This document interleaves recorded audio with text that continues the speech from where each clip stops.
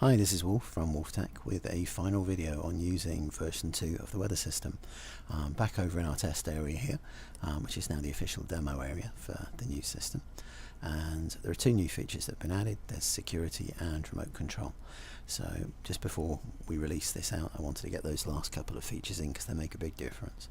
So I'll show you the security system first. If we go in there and click on Tools, we used to just have the options to either lock it or unlock it. We now have a full-blown security system in here. So click on security, we can do it by list, which basically means you as the owner can always access it, but you've also got an access list that you can add people to. These buttons down here, you can list who's on there, you can add a user or you can delete a user. So those are fairly common ways of doing sort of access control lists, and they're fairly self-explanatory. The second level of access that you can grant, if you want to, is to say by group, which will turn the red padlock into an orange one.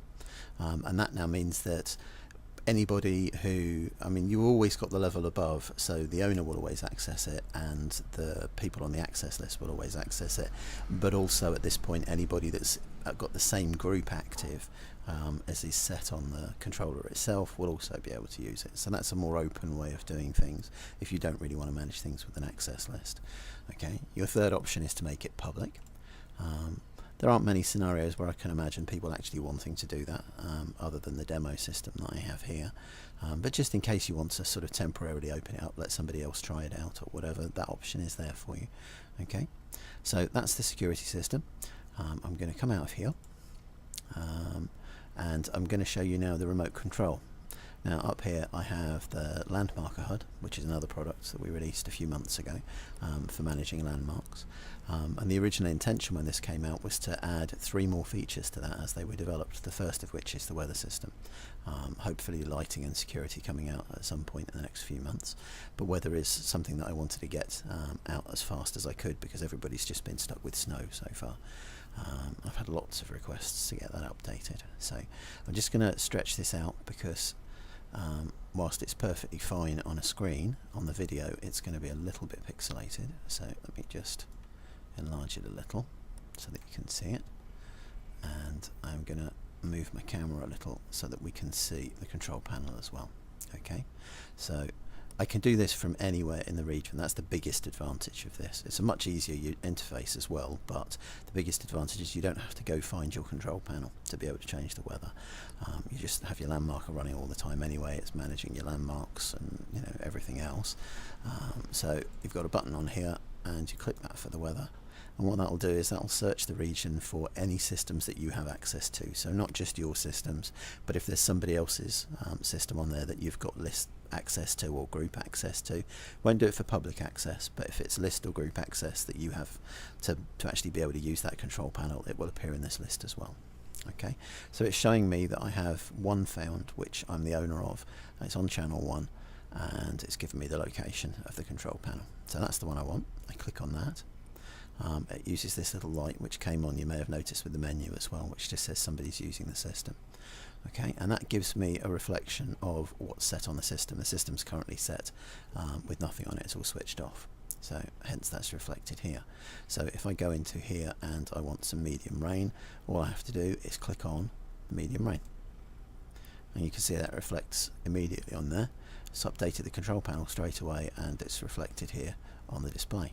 Okay, if I decide that I want to put the mist on, just click on mist.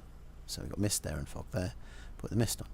If I decide that I want heavy snow, I can click on there, the rain stops, it goes on to heavy snow.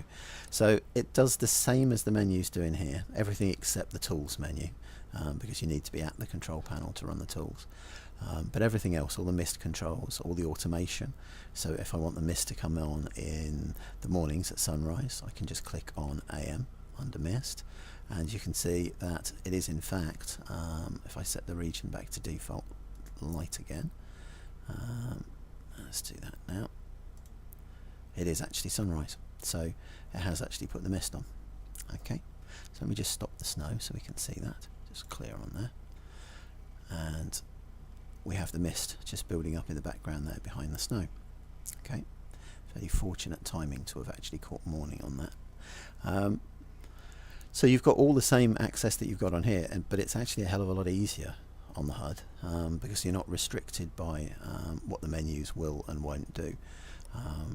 It's difficult doing things where you've got to try and use menus and limited options and very short descriptions and things like that, whereas the HUD has the option for many more buttons on it in effect, which is why I wanted to use it for this, and the same for the lighting and the security when they're done. So it's even more useful for doing things like the automated programs. So if I wanted to do the automated rain cycle, pick one of the 6 programs which you'll have seen in a previous video. There's 6 for rain and 6 for snow. On the device itself, on the controller itself, you have to look at them in chat, pick the one you want and press the appropriate program button in the menu. Not so here. It's just timed out on me. Let me reconnect. Okay, so if I wanted an automated rain program, I click on auto and it lists them right here on the HUD.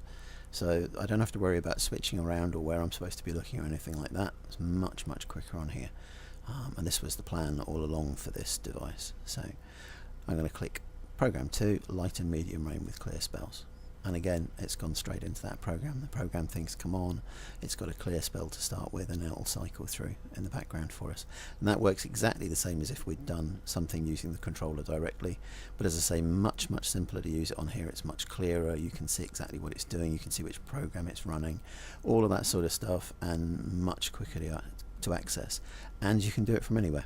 So if you've already got a landmarker, I highly recommend doing this. If you haven't, you might want to look at investing in it. It's brilliant for doing landmarks, and it's really great for this, and it's just going to get better. I'm going to be adding it for the lighting ranges that I'm bringing out, and for the home security stuff and privacy. It's all going to be controllable from here as well, so it may be a good reason to get it. Not trying to do a hard sell, but it was designed to do this. I just hadn't written it yet.